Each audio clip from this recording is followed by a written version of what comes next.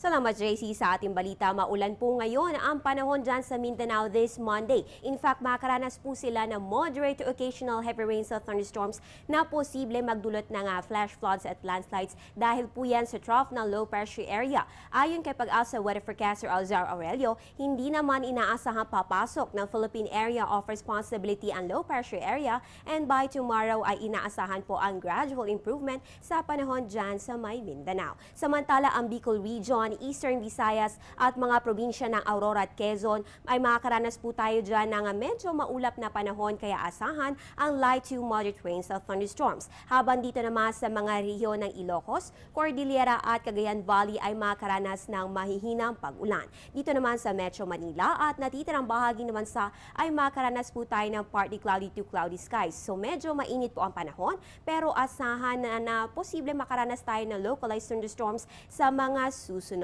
na oras, kaya magdala po tayo ng payong. Para naman sa asahan lagay ng panahon sa mga susunod na araw, ang tabayanan sa aming pagbabalik. Teng, ang package.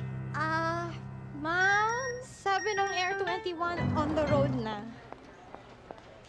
Ano, Teng? Ang package. Ma'am, sabi ng Air 21 na receive na.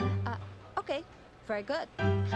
Basta padala, sagot ka ng Air 21. May real-time delivery updates via text para worry-free ka. Teng, ang package, napadala mo na? Yes, ma'am, sa Air 21. Sa Air 21, sagot ko, padala mo! Mga kababayan, tuwing Biyernes naglalabas po ang Weather Bureau ng weekly weather outlook. At dahil simula na naman ang ating work week, narito po ang nilalaman na naturang forecast.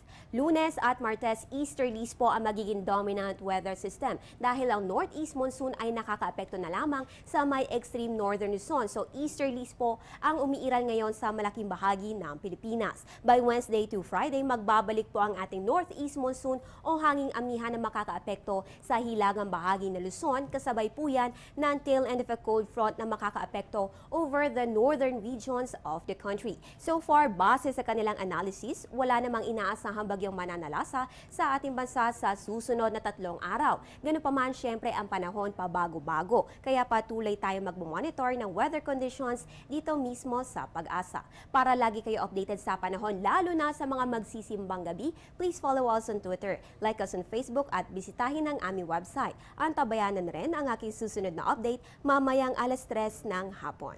At yan ang pinakauling balita mula dito sa Pag-asa DOST. Ako po ang inyong Weather Girl April Enerio para sa Telebisyon ng Bayan. Balik sa iyo, JC.